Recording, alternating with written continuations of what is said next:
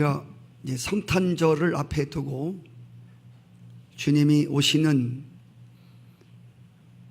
그날을 준비하고 하루하루를 보내고 있습니다. 특별히 오늘 주님이 오시는 이 성탄의 아름다운 계절에 주의 오시는 길을 예비하라 고 하신 하나님의 음성을 놓고 여러분과 함께 은혜를 나누려고 합니다. 프랑스의 작가 사무엘 베케드라고 하는 사람은 인간은 본래 그리움과 기다림 속에서 사는 존재라고 했습니다. 인간이 태어나면서부터 어떤 그리움과 기다림 속에서 살아가는 존재다. 오늘 6절 말씀에 보면 모든 육체가 하나님의 구원하심을 보리라 고 하는 말씀이 기록되어 있습니다. 하나님의 구원하심, 하나님이 죄인 된 인간을 건져내어 주시는 사건, 이것이야말로 모든 인간들이 정말로 기다리는 기다림의 궁극적인 내용이라는 것입니다. 이스라엘 사람들은 그들의 희망을 전부 불태우면서 오실 메시아를 기다리고 있습니다. 이것을 메시아 대망 사상이라고 부릅니다.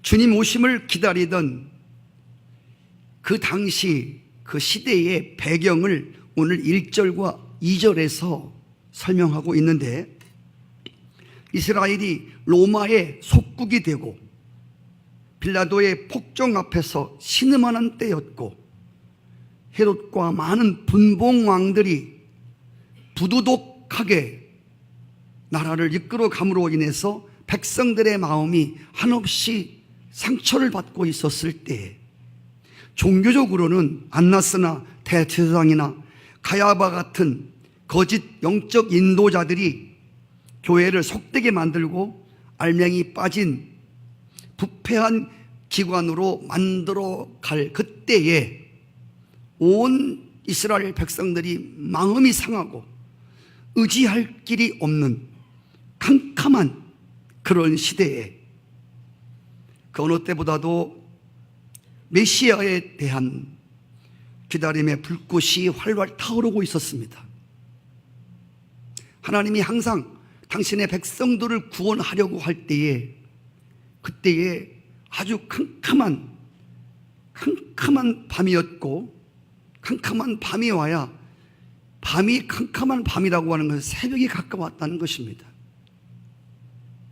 에집트에서 그들이 구출받을 때에도 그들이 가장 절망스럽고 가장 어려운 때였습니다. 그때가 그들이 구원하는 막바지의 때였습니다. 바벨론에서 70년 포로살이하고 그들이 다시 고국으로 돌아올 때, 그때 오늘 아침에 우리가 다니엘서 10장을 공부했습니다. 이때 최악으로 이스라엘 백성들이 시달림을 받고, 그때 오늘 제가 시편 42편을 읽었지 않습니까? 하나님이여, 사슴이 목이 말라 시냇물을 찾기에 갈급함같이 우리가 하나님을 찾기에 너무너무 갈망합니다. 이런 갈망하는 마음들이 하나님이 솟구치도록 할 그때가 바벨론 70년이 차고 포로에서 회복이 되는 기간이었습니다. 저는 영적인 비밀을 깨달은 후에 저의 삶과 저의 개인적인 어떤 우리 교회적으로 어둡고 정말 위기의 때가 될 때에, 그때 하나님이 성령으로 깨닫게 하신 것이 뭐냐면, 이때가 가장 여러분 삶 가운데 어두운 때가 하나님의 여러분들을 진정으로 건지는 손길을 경험하는 순간이라고 하는 것을 깨달으시기를 바랍니다. 그때에 이스라엘 백성들이 아무런 소망이 없었을 때, 그리고 이렇게 우리가 고통 속에서, 신음 속에서 인생을 마쳐야 하나, 그리 절망적인 밤에 오늘 하나님께서 광야에서 외치는 세례 요한을 통해서 하나님의 음성이 들려집니다. 4절, 소리 있어 가로되 너희는 주의 오시는 길을 예비하라. 그 첩경을 평탄하게 하라. 이 말은 왕께서 행차하실 때에 왕 앞에 나가는 전령들이 외치는 말을 그대로 인용한 것입니다. 옛날에는 왕이 어느 곳을 행차하려고 할 때에 왕이 먼저 가는 것이 아니라 선발대가 먼저 가서 왕이 행차하실 수 있는 넓은 길을 만들어 놓습니다. 산을 메우고, 그리고 산을 깎고, 강에 다리를 세우고, 모든 사람들의 환호 속에 왕이 오시도록 그런 준비를 다 한 다음에 왕의 행렬이 있다는 것입니다. 이처럼 오늘 세례 요한을 통해서 주님이 오시는데, 너들이 기다리던 그 메시아가 자기 땅으로 오는데, 그 메시아, 그 만왕의 왕을 영접하도록 길을 닦으라는 것입니다. 너희는 주의 길을 준비하라. 그 첩경을 평탄하게 하라. 첩경이란 말은 빠른 길, 그분이 빨리 오실 수 있도록 길을 만들으라는 뜻입니다. 저는 선진국과 후진국의 차이, 이 선진국과 후진국 차이를 다른 것이 아니라 얼마나 길이 잘 뚫려 있느냐, 얼마나 길이 잘 나 있나. 하나님의 은혜로 여러 나라를, 많은 나라, 세계 나라를 방문했지만 후진국도 가보고 선진국도 가보고, 그런데 중요한 거는 길이 달라. 제가 그 50대에 부흥회를 인도하러 다닐 때, 제가 저쪽 저기가 신안 쪽에, 신안반도 있는 쪽에 제가 그때 몇 번 부흥회를 간 적이 있었습니다. 그런데 가는데 그쪽에는 어떻게 글이 그렇게 나쁜지 몰라. 저쪽 경상남북도 쪽은 길이 잘 나 있는데 전라도 쪽은 길이 아니야. 아마 갈 수가 없을 정도로 차가 속력을 낼 수가 없어요. 울퉁불퉁하고요. 야, 대통령 나쁘다. 응? 왜 저쪽 경북남, 경북, 경남만 그렇게 막 길 뚫어놓고 이쪽 전라도는 이렇게 뚫어놔. 제가 부흥회 하는데 이 전라도 사람들이 진짜 더 놀란 게 뭐냐면 찬송을 막 진짜, 죄송합니다, 악을 쓰고 부르는 거예요. 박수가 경상도 박수하고는 달라요. 나중에 물어봤어요, 목사님한테. 저 사람들 왜 이렇게 죽긴 얘기하고 박수를 치냐. 그랬더니 여기는 원한이 많다는 거예요. 무슨 원한이냐. 대통령이 여기는 길도 안 닦아주고, 응? 우리 전라도 사람들은 원한이 서린 사람인데, 그래서 찬송을 불러도 막 거기다가 한을 뿌려. 통성 기도하면 난리 납니다. 무서운 것을 보았습니다. 중요한 거는 길이 잘 뚫려 있다. 중국은 지금 막 세계의 선진국으로 반열에 서기 위해서 막 치고 올라오는 무서운 나라입니다. 엄청난 부흥의 시대에 중국은 길을 뚫지 아니하고 높은 담을 쌓습니다. 중국 사람들은 돈만 생기면 성을 쌓고 담을 쳤습니다. 거기에 온 에너지를 다 바쳤습니다. 오죽하면 만리장성을 쌓았겠습니까? 만리 가보셨죠? 어떻게 그걸 쌓나 몰라. 거기다가 모든 재물과 모든 에너지를 갖다 소비시켜 버렸어요. 끝없이 넓은 담을 치고 그 속에 들어가서 평안한 생활을 추구했던 중국 사람, 자기들 간에는 안전하다고 했지만 사실은 스스로 담치고 갇혀 사는 겁니다. 여러분, 담을 치는 인생들에게 발전이 없습니다. 우리나라도 아시다시피 대원군이 쇄국 정책이라고 그래서 담을 쳤을 때 정말 암흑 같은 나라였습니다. 암울한 나라였습니다. 뭔가 발전하려면 길을 닦아야 돼. 지금 우리나라가 지금 산업 경제 과거에 비하면 엄청나게 발달을 했습니다. 아시아권에서는 그래도 3마리 용 중에 1마리라고 부를 정도로. 그런데 이 우리 한국의 경제 부흥의 원동력이 어디 있다고 보십니까? 물론 하나님이 도우셨지요. 하나님의 은혜로 된 것임에 틀림없습니다. 그런데 중요한 것은 우리나라가 이처럼 눈부신 경제 발전의 원인이 뭐냐면 경부 고속도로가 뚫린 다음부터라는 거예요. 이건 경제학자들이 말하고 있어요. 처음에 서울에서 부산까지 고속도로를 뚫는다고 할 때에 많은 정치인들이, 많은 사람들이 반대를 했습니다. 국민 투표하자 이거. 천문학 숫자를 들여서 왜 이런 길을 뚫느냐, 많은 사람이 반대했습니다. 그런데 서울에서 부산까지 고속도로가 뚫리자마자 북부와 남부와 이 사람들이 교류가 되면서 여러분 물동량의 운송이 급격히 늘어나면서 오늘의 기적의 터전을 이루게 되었습니다. 길 하나가 훤히 뚫려져 있어서 이제는 대전에서 부산 가는데도 그리 먼 시간이 걸리지 않는. 제가 일부 시간 또 말씀했습니다. 저는 지나간 대통령들의 역사를 쭉 읽어보면서 지나간 대통령들이 나름대로 했다고 그러는데 사실 해놓은 게 없어요.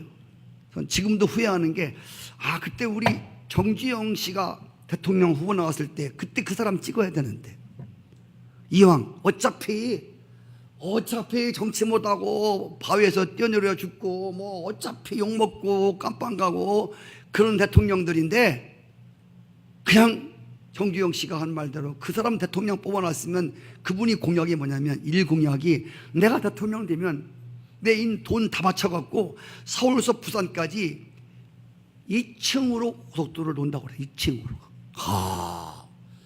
여러분 지금 2층 났으면 우리 신나게 달립니다. 지금 엄청나게 발전했을 거예요. 그리고 그만 내려오셔도 엄청난 일한 거예요. 잘못했어요. 그 사람 뽑을 거예요. 그렇죠? 중요한 것은 지금 길 얘기를 하고 있습니다. 왕이 오시는 길을 준비하라는. 오늘 본문에 주의 길을 예비하라, 주의 첩경을 평탄케 하라, 주의 길을 예비하라. 여기에 길이라고 하는 것은 사실은 우리가 보이는 그런 길이 아니라 우리 내적 상태의 마음의 길을 준비하라는 것입니다. 구원자이신 메시아가 오시면 그분을 빨리 영접할 수 있도록, 그분이 직통으로 우리의 마음속에 들어오실 수 있도록 마음의 문을 열고 황폐해진 길을 닦으라는 것입니다. 오늘 길을 내는 방법에 대해서 5절 말씀에 이렇게 말했습니다. 모든 골짜기는 메꾸라. 작은 산과 높은 산 전부 낮아져라. 굽은 것들은 다 곧게 길을 다시 놔라. 험한 길은, 울퉁불퉁하고 험한 길은 평탄하게 하라. 할렐루야. 먼저 골짜기를 메우라는 것입니다. 여기 골짜기는 무엇을 말하냐면, 여러분 골짜기가 있으면 넘어갈 수가 없지 않습니까? 이번에 북한에서 기순한 병사가 집차를 타고 오다가 거기 여러분 골이 있는지도 알았습니까? 그것만 없었으면 그냥 집차 타고 넘어오는 건데 거기 골에 빠져갖고 거기서 시간 걸리는 바람에 총 맞았어요. 골짜기, 골을 메꾸라는 거예요. 여기 골짜기가 뭡니까? 절망과 불신의 깊은 골을 상징하고 있습니다. 여기에 이 깊은 골은 이 산과 저 산, 이쪽과 저쪽을 갈라놓아 단절시킵니다. 어제의 동지가 오늘의 적이 됨 같이 전날에 좋았던 자들이 어느 날 이 골이 파짐으로, 골이 생김으로 인해서 남남이 되어 돌아섭니다. 이 골을 메워야만 마음의 교통이 회복이 됩니다. 같이 있다고 같이 있는 것이 아니라 서로의 마음의 골이 깊게 파져 있으면 같이 있는 것이 아니라고 하는 것입니다. 서로의 마음이 통하여야 됩니다. 성도 여러분, 여러분의 삶에는 하나님과 사람 관계에 있어서 골짜기를 이루고 서로 원수가 되고 있는 것은 없습니까? 주님이 오시는 이 계절에 우리 마음에 미움과 불신과 절망의 골짜기가 메워져야 한다고 하는 것입니다. 살다 보면 어려울 때도 있고 실패할 때도 있고 사람의 관계 속에서 낙심할 때도 있고 아픈 상처로 인해서 절망하고 때로 분노할 때가 있습니다. 그러나 이 골짜기, 이 골을 메꾸지 않으면 왕이 오실 수 없다는 이야기입니다. 이 골짜기는 무엇으로 메꿔야 할까요? 절망이라고 하는 마음의 골짜기는 다른 어떤 것으로 메울 수 없습니다. 여러분 마음이 낙심되고 절망이 왔을 때 이 골짜기는 소망으로만 메꿀 수 있습니다. 미움이라고 하는 골짜기는 사랑으로 채워져야만 메꿔질 수 있습니다. 불신, 믿지 못하는 불신, 이 불신의 골짜기는 믿음으로만 메꾸어질 수가 있습니다. 불평과 원망의 골짜기는 감사함으로만 불평과 원망의 골이 메꿔질 수 있음을 믿습니다. 의심의 골짜기는 확신이 올 때만 의심의 골짜기가 메꾸어질 수가 있습니다. 저는 정말로 사람의 마음이 길이라고 하는 것을 자주 생각합니다. 마음의 길이 열리지 않으면, 마음의 길이 뚫리지 않으면 의사소통이 되지를 않습니다.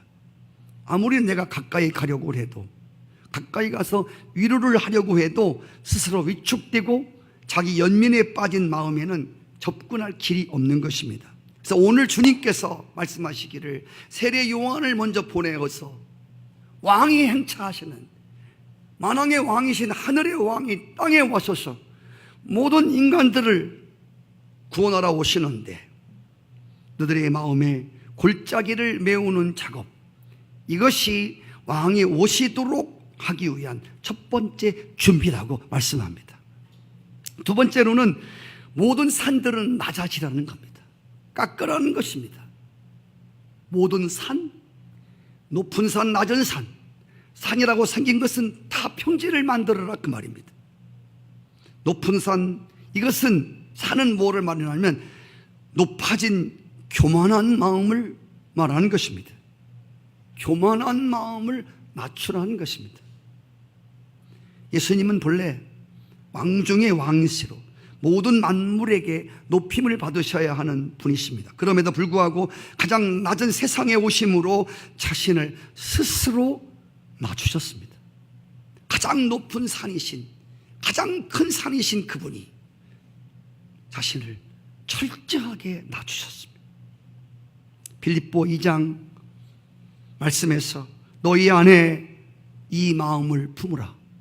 곧 그리스도의 마음이니 그는 근본 하나님의 본체시나 하나님과 동등됨으로 취할 것으로 여기지 아니하시고 오히려 자기를 비워 종의 형체를 가지사 사람들 같이 되셨고 사람의 모양으로 나타나사 자기를 낮추시고 죽기까지 복종하셨으니 십자가에 죽으십니다. 이러므로 하나님이 그를 지극히 높여 모든 이름 위에 뛰어난 이름을 주사 하늘에 있는 자들과 땅에 있는 자들과 땅 아래에 있는 모든 무릎을 예수의 무릎에 꿇게 하시고 그들의 입으로 그리스도를 주라고 인정하도록 했다는 것입니다. 그리스도의 낮아짐을 통해서 낮아지신 그 주님, 그 주님을 최고로 높이사 모든 이름을 그 앞에 무릎 꿇게 했다는 것입니다. 할렐루야. 성도 여러분, 우리의 마음을 낮추셔야, 우리의 마음을 낮추셔야 주님 오실 수 있습니다. 아멘. 주님이 오셨던 그 베들레헴 구유, 이스라엘의 순례에 갔을 때에 예수님이 나신 그 탄생의 교회, 거기서 12월 24일 날 항상 행사가 벌리는데 그 베들레헴 성전에 들어가려면 문이 무지하게 좁습니다. 왜 문을 좁게 만드냐면 예수 그리스도 앞에 경배하러 오는 자들은 다 낮아지기 위해서 거기 고개를 숙여 들어갈 수 있는 곳입니다. 아주 낮아진 문입니다. 그 안에 들어갈 수 있다고. 오늘 여러분 교회 문 딱 들어오시면 그 교회 옆에 감사함으로 이 문에 들어와 그에게 경배하라고 하는 글을 제가 써놓았습니다. 하나님의 교회는 대통령 아니라 그 어떤 권력자라도 하나님의 성소에 들어올 때 마음을 겸허하게 하셔야 합니다. 그래야 은혜를 받습니다. 부자든 그 어떤 권력자든 대통령 아니라 대통령 할아버지라도 만왕의 왕이시고 창조주 앞에 초라한 인간이 그분을 예배하는 자세, 정말 우리의 마음을 겸허하도록 우리의 마음을 낮춰야 합니다. 성경은 말합니다. 야고보 4장 7절 8절에 겸손한 자에게 은혜를 주신다. 하나님은 교만한 자를 물리치십니다. 내가 헌금 많이 해드릴게요. 내가 사람들 많이 데리고 올게요. 헌금을 많이 하든 사람을 많이 데리고든 사회적 지위가 있던 어떤 자라도 하나님은 교만한 자를 물리치십니다. 할렐루야. 주님이 오시는 계절에 우리의 높아진 마음의 산들을 다 깎아서 평지를 만들어 그분이 오시기에 거침이 없게 하시기를 축복합니다. 남이 보면 어쩌나 하고 예수님 당시에 최고의 선생님 랍비였던 한 사람이 밤에 몰래 사람들의 눈치를 보며 밤에 예수님을 찾아왔습니다. 그 이름이 니고데모라는 사람입니다. 이 사람은 유대인들에게 존경을 받던 선생님 랍비였습니다. 그때에 이 예수님께서 니고데모에게 말씀하셨습니다. 너 거듭나야 해. 너 중생해야 해. 라고 말씀했습니다. 이건 뭘 말하냐면 너 그렇게 사람 눈치 보고 너 체면 따지고 너 알량한 체면과 너 교만한 너 그 경력 가지고 뭐를 재려고 하지 마. 그래서 우리 주님께서 니고데모에게 거듭남에 대해서 말씀하셨습니다. 예수님은 교만하고 오만한 마음으로 나오는 자들을 정말 주님 원치 않으십니다. 할렐루야. 여러분, 사회적으로 종교적으로 무시를 받던 예수님 당시에 세리라고 하는 자들이 있었습니다. 이 세리는 늘 주님께 나올 때 늘 죄송하고 그 주님의 은혜를 입고 싶지만 주님 앞에 나와서 얼굴을 들지 못하고 항상 저 뒷자리에서 고개를 숙이고 주님의 불쌍히 여기심을 늘 구했습니다. 그리고 바리새인이라는 사람들은 아다시피 11조도 많이 하고 예배도 안 빠지고 그래서 그들의 마음에 높아진 산들이 많았습니다. 하나님은 바리새인들의 예배를 물리치시고 바리새인의 기도를 물리치시고 사회적으로 종교적으로 비난을 받던 세리의 예배를 영접하시고 할렐루야. 그 세리에 갈망하는 가난한 마음을 영접하사 그들의 기도를 들으시고 그를 구원해 주셨습니다. 아멘. 물이 산 꼭대기에 고이지 않습니다. 항상 물은 낮은 데에 항상 모이게 되어집니다. 인생을 살아감에 있어서 정말로 힘든 것 하나는 내 마음에 높은 산을 깎아 낮추는 일. 이거 진짜 어려운 일입니다. 어떤 사람도 내 마음에 높아진 산들을 깎아서 평지를 만들 수 있다면 정말 하나님의 풍성한 은혜가 임할 것을 믿습니다. 성도 여러분, 내가 산을 깎으면 내 마음에 높아진 산들을 깎으면 문제될 것이 하나도 없습니다. 저는 놀라운 건 뭐냐면 가진 사람만 잘난 사람만 높아진 줄 알았더니 가진 자만, 잘난 자만 높아지는 게 아니라, 여러분 정말 가진 것도 없고 높아질 건덕지도 없는 사람인데도 높아짐을 시도하는 인간들의 마음을, 아니 나를 통해서 확인할 수가 있습니다. 내놓으라고 거 아무것도 없는 사람인데 그렇게 내가 뭐나 되는 것처럼. 네. 여러분들이 사회적으로 회사에 가서 또 어떤 관계를 맺을 때 가장 싫은 사람이 누구예요? 꺼들먹대는 거. 진짜 교만한 사람들이죠. 죄송합니다. 제 특기가 뭐냐면요, 이렇게 뭐 시청이나 구청이나 동사무소 가지 않습니까? 거기서 꺼들먹대면 전 킬러예요, 킬러. 전 그런 사람을 그냥 두지 않아요. 예. 제가 그랬잖아요. 저는 시장실을 막 데리고 들어간다니까. 두 번이나. 동사무소에서 저 가면요, 저 아시는 분을 뭐 귀뚜문을 해주나, 조심해. 왜? 꺼들먹대고 뭐 저를 막 들어가요. 일로 와봐요. 동장님 계세요? 왜요? 일로 와요. 막 들어가요. 누구세요? 성산교회 목사예요. 오세요. 저는요, 나이를 칩니다. 경찰관 와서, 저희 아버님이 경찰관이에요. 모아서 뭐나 하나 받으려고 가만 안 두잖아요. 그런데 정말 겸손하고 약한 사람들은요, 저는 진짜 그 앞에서 좋은지 나쁜지는 모르겠지만 전 마음이 가난하고 겸손한 사람들 제일 무서워. 나 우리 교회에서 제일 무서운 사람이 누구냐면 순종하는 사람, 겸손한 사람. 나는 제일 두려워. 아멘.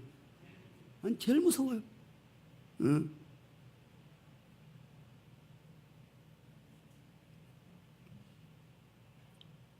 예수님의 마음을 조금 닮은 것 같아요. 성도 여러분, 올라가기보다 내려오는 게 훨씬 힘들어요. 산에 올라가다가 발 삐는 사람 없어요. 산 올라가다가 굴러오는 사람 없어요. 산 올라가다가 땅돌에 떨어 죽은 사람 없어요. 내려오다가 죽어요. 내려오다가 발목 삐고, 내려오다가 낭떠러지 떨어지고, 내려가기가 얼마나 힘든지 몰라요. 조심스럽게 내려오세요. 올라갈 땐 막 올라가세요. 힘 있으면. 내려올 땐 조심하세요. 높아지기보다도 인간은 낮아지기가 얼마나 힘든지 몰라요. 벼가 익으면 고개를 숙인다 하잖아요. 스가랴 4장 7절, 큰 산아 네가 무엇이냐? 네가 수룹바벨 앞에서 평지가 되리라.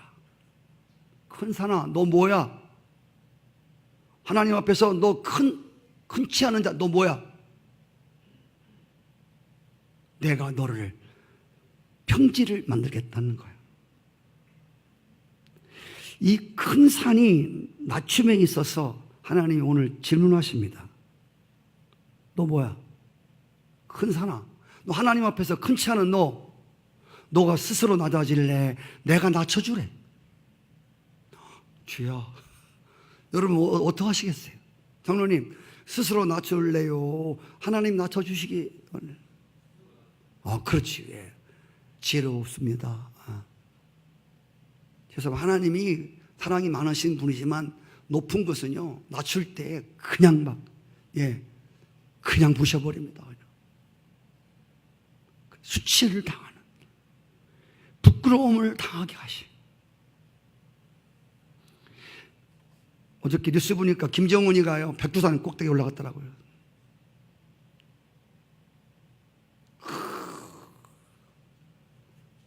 백두산 꼭대기에 올라가서 보면 다 하늘 아래 메이로다.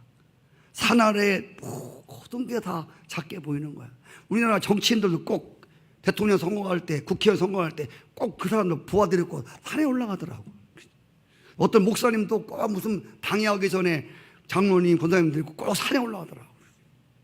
저 산 좋아하지 않아요. 아니 산이 나쁜 게 아니라니까. 산을 높이 올라가서 뭐 하려고 하는 거예요. 제가 한번 산 올라가 봤어요. 여기 전기봉. 우와, 서구 중구 진짜 산 아래 성냥갑처럼 보이더라고. 와, 저것도 집이야? 저건 뭐 제 큰아빠도 다 요만씩 보더라고요. 그래서 야, 내가 뭐 대통령 되면, 내가 국회의원 되면 저것들 다 그냥 그렇게 인간으로 보지 않잖아요. 조그맣게 보잖아요. 이거 크게 보여야 되는데. 그래서 우리나라 정치인들이 자꾸만 높이 올라가서 산만 올라가갖고 얼마 못 가는 것 같아요. 높아진 것을 낮춰라. 평평하게 해라. 그래서 주님 오시기 편케 하라. 셋째로, 굽은 것은 곱게 하라. 여기 굽었단 말은 구부러진 마음, 왜곡된 마음, 그냥 쉽게 말하면 삐뚤어진 마음이에요. 이 삐뚤어진 마음을 곧게 잡으라는 거예요. 여러분, 마음이 삐뚤어지면요, 마음이 정말 삐뚤어지니까요, 마음이 굽어지니까 다 보이는 것도 다 그렇게 삐뚤게 보여. 듣는 것도 다 삐뚤게 들려와. 죄송합니다. 조금 쉬운 말로 삐딱하게 들린단 말이에요. 보는 것도 다 삐딱하게 봐. 하나님 말씀을 들을 때도 이게 하나님 말씀이 내게 아멘으로 다 들려오는 게 아니야. 여러분, 하나님이 말씀하실 때 아멘으로 들어야 됩니다. 하나님 말씀을 들을 때 나에게 한다고 여러분 말씀을 들으셔야 합니다. 그래야 말씀의 역사가 일어납니다. 아, 이거 아무개 집사가 들으면 참 좋아서 왔나 안 왔나? 정말 은혜 없는 사람이에요. 여러분들 오는 다른 교회 옮길 때 그 교회 가서 목사가 설교하는데 꼭 나보고만 하는 것 같아. 거기 가셔야 돼, 거기. 할렐루야. 여러분, 제가 물어볼게요. 여러분 오늘 예배 드리러 오셨잖아요. 하나님 말씀 들어오셨지요. 근데 나와 아무런 상관이 없는 말씀하는 데서 뭐로 앉아있어요? 혹시 우리 목사님 설교하는데 나와는 아무 상관이 없네? 그럼 여기 교회 잘못 오신 거예요. 여러분, 나에게 말씀한다고 어쩌면 한마디가 다 들으라고 하는 것 같아. 거기에 시험이 들면 큰일 납니다. 그게 굽어진 마음이에요. 그게 삐뚤어진 마음입니다. 거기에 주님이 오실 수가 없습니다. 거기에 주님의 은혜가 들어갈 수가 없습니다. 그래서 성도 여러분, 굽어진 것, 삐딱한 것은 바로 잡으라는 것이요. 할렐루야. 어떤 사건과 문제보다도 그것을 대하는 우리 마음이 더 중요합니다. 정신적 장애자보다도 마음의 장애자가 더 불행한 사람입니다. 유대인들은 사마리아에 있는 사람들에 대해서 상종하지 못할 종자라고 하는 삐뚤어진 마음 자세를 갖고 살았습니다. 과거 역사 속에 사마리아 사람들이 아수르 사람들과 이방 사람들과 이렇게 서로 교제함으로 인해서 그 정통성을 흐렸다고 그래서 사마리아 사람들을 개처럼 여겼습니다. 사마리아 사람들과 상종하지 않았습니다. 그래서 그 사람들이 하는 모든 말과 행동은 다 뒤틀려 보였습니다. 아이고, 저것들, 아이고, 야, 너 이렇게 그들의 말과 그들이 행동하는 것들이 다 삐뚤려 보였단 말입니다. 그래서 북쪽에 있는 갈릴리 지방에 갈 때에 이 사마리아로 가면 훨씬 빨라. 직통하는 길이야. 이 곧게 가는 길인데 그들은 사마리아 사람들이 싫었어. 굽은 마음이 있었어, 그들을. 그래서 그들은 항상 뺑 돌아갔습니다. 그래서 시간을 많이 잡아먹었어요. 그래서 에너지를 많이 소비시켰단 말입니다. 이스라엘 백성들은 일주일이면 가나안 땅 들어갈 것을 40년 동안 빙빙빙 광야에서 돌았습니다. 성도 여러분, 굽은 길은 돌아가는 길입니다. 에너지가 낭비되는 길입니다. 요즘에도 보십시오. 시간을 단축하기 위해서 공주 가다 보면 그 마티고개 있지 않습니까? 막 옛날 그게 얼마나 그거 할 수 있으면 돌아가는 길이 아니고 거의 직선으로 놀려고 이렇게 뺑 돌아가면 10분 더 가야 돼요. 여기는 그냥 같지 않습니까? 빠른 길입니다. 직통하는 길입니다. 예수님은 유대인들이 가지 않는, 상종하지 않는 마음에 굽은 마음이, 삐뚤어진 마음을 갖고 있었지만 주님은 사마리아로 통행하여야 하겠는지라. 할렐루야. 그래서 돌아가는 길을 빠른 길로, 직선 길로 주님이 놓으셨습니다. 주님 말씀했습니다. 내가 곧 길이다. 마지막으로 오늘 말씀에 보면 험한 길은 평탄하게 하라. 한번 따라해 주실까요? 험한 길은 평탄하게 하라. 여기 험하다고 하는 거는요, 그냥 거칠고 울퉁불퉁하고 다듬어지지 않은 길입니다. 거칠은 마음, 사나운 마음. 이런 사람들에게는 사사건건 시비하고 불평하고 사람들을 판단하고 재판하려고 하는 마음입니다. 험한 마음입니다. 이런 험한 마음 속에 주님이 오실 수가 없다는 거예요. 옛날 사울이 바울로 변화되기 전의 마음 상태입니다. 얼마나 살벌했습니까? 언제나 트집 잡고 언제나 싸우려고 하는 마음입니다. 말이 거칠고 행동이 거칠. 이런 마음 속에 주님이 찾아오실 수가 없다는 거예요. 주님 말씀했습니다. 나는 마음이 겸손하고 온유하다. 내게 와서 배우라. 마태복음 5장에 봐도 온유한 자는 복이 있다고 그랬습니다. 온유라고 하는 것은 거친 마음을 다듬다라고 하는 의미가 들어있습니다. 거칠어진 마음들이 다듬어졌다는 겁니다.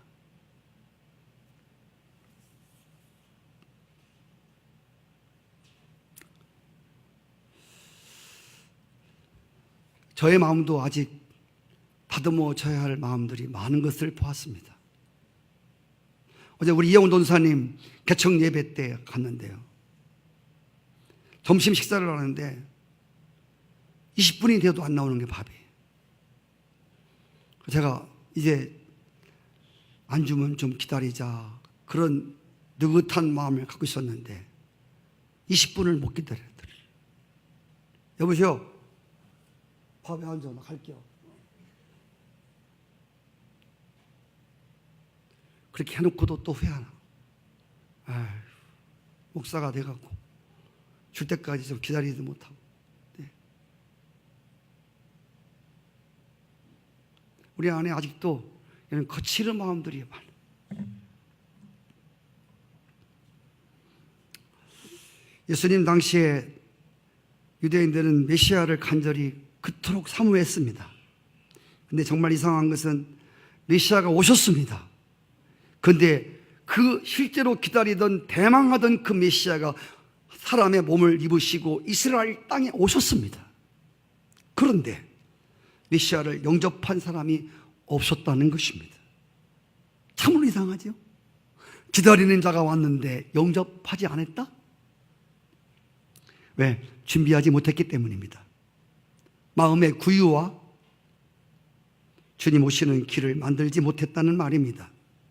그저 그들이 기대했던 것은 너무나 오랫동안 로마의 속국이 되어서 눌린 정치를 하다 보니까 메시아가 오셔서 다윗 시대와 같이 다윗의 후손으로 오신 메시아가 오셔서 정치적으로 해방을 만들어주고 물질적으로 해방시켜서 잘 먹고 잘 사는 나라를 만들어주는 그런 메시아가 오기를 기다렸습니다. 지금도 예수를 믿으면서 메시아된 그리스도를 경배하면서 어떤 분들은 모든 관심이 잘 먹고 잘 사는 데만 있습니다. 물론 우리 메시아 그리스도가 우리의 삶을 풍성하게 하고 우리의 육체를 건강하게 하고 틀림없는 그분의 은혜 중의 일부입니다. 그러나 오늘 우리의 기다리면 오늘 말씀에 있는 것처럼, 말씀에 나오는 것처럼 모든 육체가 하나님의 구원하심을 보리라. 할렐루야. 우리의 영혼이 구원을 받는 사건, 이것이 메시아를 기다리는, 아멘, 우리들의 마음이 되어야 할 줄 믿습니다. 자신들을 구원하러 오시는 메시아에 대한 기대가 없었습니다. 아무도 영접할 수가 없었습니다. 요한복음 1장 11절 이하, 자기 땅에 오매 자기 백성들이 영접지 않았다. 영접하는 자, 그 이름을 믿는 자들에게는 하나님의 자녀가 되는 권세를 주었다고 했습니다. 신구약을 통틀어서 주님 오시는 길을 닦아야 한다는 이야기를 수많이 해줬습니다. 그런데 정작 주님이 오시는 길을 예배하는데 관심이 없었습니다. 이제 지금 성탄절 시즌입니다. 이제 막 한 해가 저물어가는 때 우리가 있습니다. 시내 나가보면 여러 가지 성탄 추리라든가 사람들의 마음에 들떠 있습니다. 선물을 사고 한 해의 마무리를 어떻게 질까에 대해서 사람들이 분주하게 움직이고 있습니다. 그런데 정말 중요한 것은 예수님이 이 땅에 오셨을 때와 같이 2017년 성탄절쯤도 그분이 우리의 마음에 오시기를, 그분의 우리의 마음의 통치자로 우리의 마음의 왕으로 오시기를 기다리며 마음을 닦는 자들이 얼마나 될까? 그래, 교회를 모르는 사람들은 그렇다 치자. 그러나 하나님의 성소에 드나드는 하나님의 백성들 중에서도 정말 2017년에 허전한 나의 삶 속에, 절망적인 나의 삶 속에 예수 그리스도가 왕으로 오시기를 갈망하며 사모하고 기다리는 자들이, 그리고 마음을 준비하는 자들이 얼마나 될까? 왜 유대인들이 예수 그리스도를 기다리면서 영접지 못했을까요? 마음을 닦는 작업이 그렇게 어려웠기 때문입니다. 성도 여러분, 마음의 길을 내는 것, 예수님이 오시도록 마음의 길을 내는 것은 이거 만만한 것이 아닙니다. 여러분, 길 낼 때 보세요. 바위를 막 깨트리고 굴이 막 뚫어야 되고 많은 희생이 있습니다. 고속도로 놀 때 많은 사람들이 죽었습니다. 그들의 유령비가 있습니다. 그들의 희생이 있었기 때문에 길이 뚫린 겁니다. 그래서 이 똑바로 가는데 방해된 것들은 다 깎아야 되고, 다 파야 되고, 다 터뜨려야 되고, 부숴야 되고, 집도 부숴야 되고, 다 부숴야 돼요. 굴을 뚫어야 되고, 그렇죠. 그런 대가 지불이 있어야 한다는 것입니다. 성도 여러분, 주님 오시기 위해서 우리의 마음을 준비하는데 여러분, 대가 지불이 필요합니다. 할렐루야. 하나님께 회개하며 정말 회개하면서, 그리고 우리의 마음을 평정하게 하고 높은 마음들을 사로잡아 다 엎드리게 하고, 그리고 그 미운 골, 그리고 원망의 불평의 골, 이런 것들을 다 감사함으로 하나님의 은혜로 다 메꿔지고, 그리고 겸비하게 주 앞에 엎드려 그 주님을 갈망할 때 틀림없이 주님이 우리 가운데 오셔서 할렐루야, 우리의 구원주가 되시고 우리의 왕이 되시리라고 믿습니다.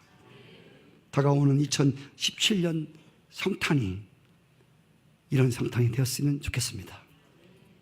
찬송하시겠습니다.